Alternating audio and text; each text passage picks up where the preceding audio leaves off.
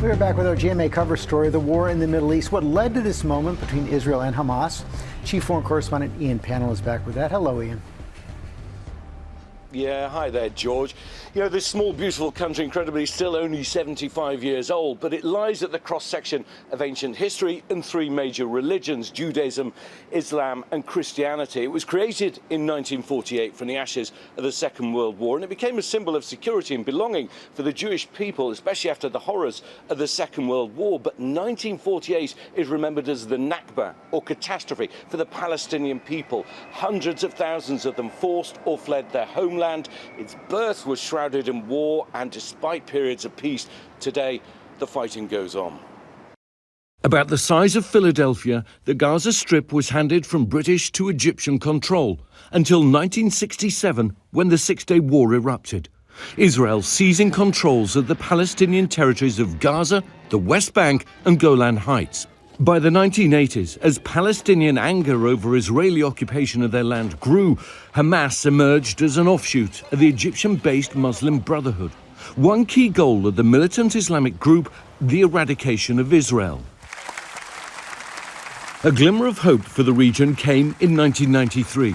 The historic Oslo Accords, signed between Israel's Prime Minister Yitzhak Rabin and the Palestinian Liberation Organization's Yasser Arafat, giving Palestinians in parts of the West Bank and Gaza some self-government under the Palestinian Authority. But Hamas never recognized the deal, continuing to assail Israel with suicide bombers and other deadly attacks. By 1997, the United States designated the group a terrorist organization. Israel pulled out of Gaza in 2005, but then, in a stunning development, Hamas won parliamentary elections in 2006, taking control violently the following year. In turn, Israel and Egypt imposed a blockade that partially sealed off the territory from the outside world. Today, with over 2 million residents, the Gaza Strip is one of the most densely populated areas on Earth. Two-thirds of the population is under 25 years old, and 80% are living in poverty.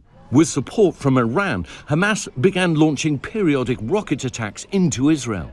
Israel responding in turn with airstrikes and even ground troops at times. Recent tensions fueled by an increasingly right-wing Israeli government, expansion of Jewish settlements on Palestinian land in the West Bank, deadly raids against militants in Palestinian towns, and in particular at the Al-Aqsa Mosque in Jerusalem. One child killed there, many injured, and it sparked outrage. Al-Aqsa is one of the most holy sites in Islam, but also venerated in Judaism as the Temple Mount.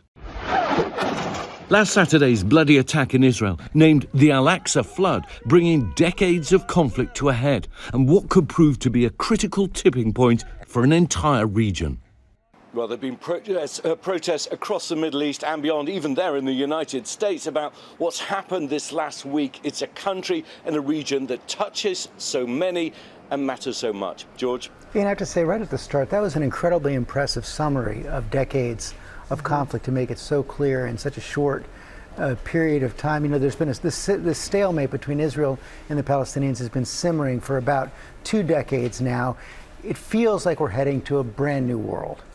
It definitely feels different this time. I mean, it's different for a number of reasons. Clearly, the heinous acts of what happened last Saturday are unprecedented. Certainly in Israel, we've obviously seen similarly barbaric acts elsewhere. And I think for Israelis, it creates that sense that the response has to be different. That you can't just repeat, you know, I've been in Gaza when there have been wars in the past. You can't just do the same because, you know, it doesn't eradicate the problem. Hamas is able to regroup. We know it has Iran as a sponsor. And also the region's changed. This is a country, you know, many of those countries that used to be at war with Israel, it now has peace agreements with, and all of this threatens to unsettle that. There's a real sense here of unity, especially in a country that was deeply divided, and a sense that something must change, something must be different this time, so that what happened on Saturday can never happen again. That is the hope. But you were inside Gaza during the last major Israeli incursion. And so what is it like on the ground? What's your sense of what people are feeling right now, Ian, this time?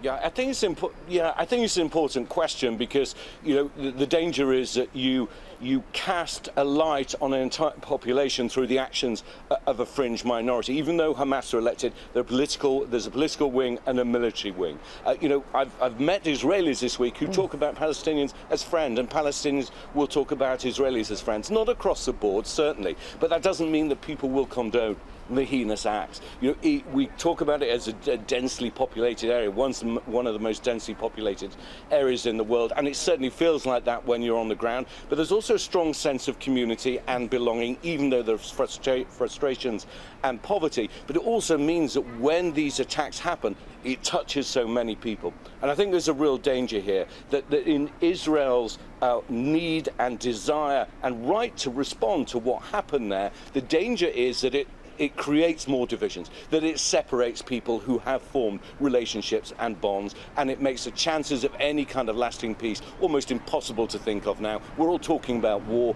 No one is any longer talking about peace. And that might have been, sadly, part of the Hamas strategy as well. Ian Pannell, thanks very much. Hi, everyone. George Stephanopoulos here. Thanks for checking out the ABC News YouTube channel. If you'd like to get more videos, show highlights, and watch live event coverage, click on the right over here to subscribe to our channel. And don't forget to download the ABC News app for breaking news alerts. Thanks for watching.